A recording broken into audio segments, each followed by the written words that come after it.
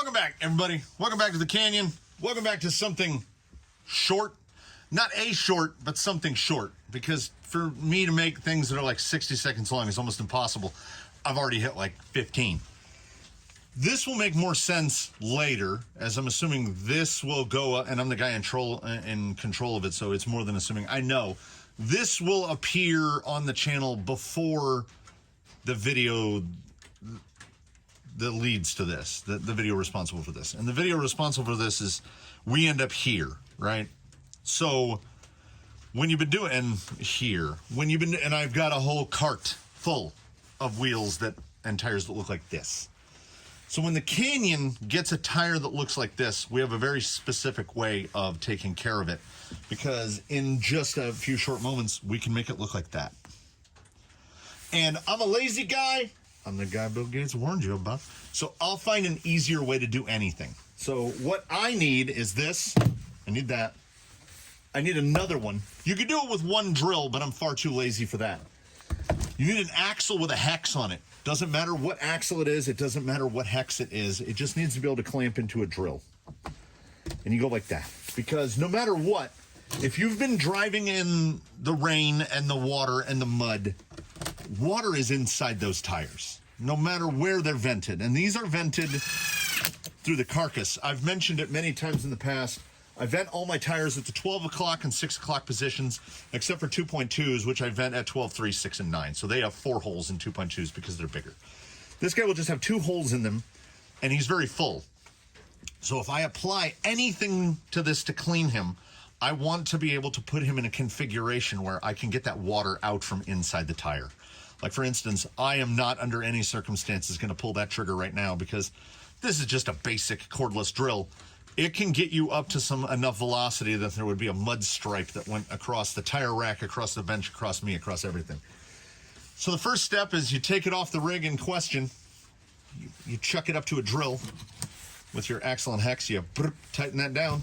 And then we go to the next step, which is more water to help get rid of the dirty water. These little nozzles, these little pin nozzles that make this like, you get like that.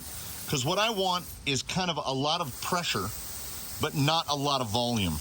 And then we just go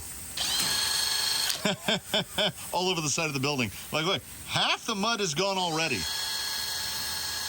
A little bit on the inside, a little bit on the face. I turned that a little too much because I was looking right at it. And that wheel is 90% clean. I actually shot some gravel or very small bits of sand into my mouth. Same treatment, only we use the dry version of water. That's pretty much it. I will wipe it down with a ratty old towel. It's usually easier to just pull it off the axle. And like I say, it's as clean as it's been in a while. We take a ratty old towel that's disintegrating, wipe it off, and there you go. Ready to be reinstalled onto the vehicle they were stolen from. They're nice and clean and refreshed. No mud, no sand. And because they've been spun at a couple thousand RPM for a while, there's no, there's a vent hole. If you have any water in there, when you give it that, it will. So I have confidence that these are dry on the inside. They are plenty clean enough. When they dry, they'll have that little tan hue to the tread because we didn't scrub them or anything. But I've got, why there won't be a camera involved is I just did one set. I have 5 more sets to clean, and then the rigs that those were attached to. So, but that's how we do it. It's a drill, it's a hose, it's a compressor. If you don't have the compressor, you can get away with it. You can just leave this running, do it outside, leave it running for a few seconds, and it will sling off enough. Then wipe it down with the old beat up dirty towel, put him back in the rig. Bish bosh Bob's your uncle. Just whatever you do, don't be tempted to, these only got superficial. You can tell the rims never got wet, the sidewalls. These they drove through dry mud, so it's stuck to the outer tread. Like if you pinch them, it all just falls off. It's going to make a huge mess all over the bench. But if they looked like what this one looked like when you first saw it, ignore that temptation to just put it back on the bench or on his stand or wherever that rig lives, because that water in that foam, they don't like each other over time. It will start to break it down, and then the tires will start to get funky, and then next thing you know, you're getting new tires. And it's not as if these are expensive, but I would rather them live as long as possible. And also, I will say, if you are a guy with a compressor and you have something like a die grinder, don't put one of these on a die grinder. The speed that a cordless drill gets to is plenty to get the water out of the inside.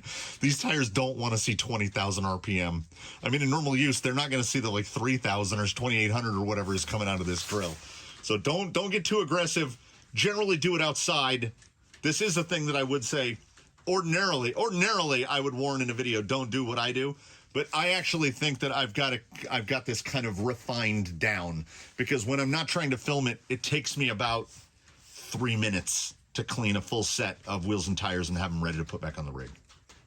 So thanks for watching, everybody. This is the equivalent of a Canyon short.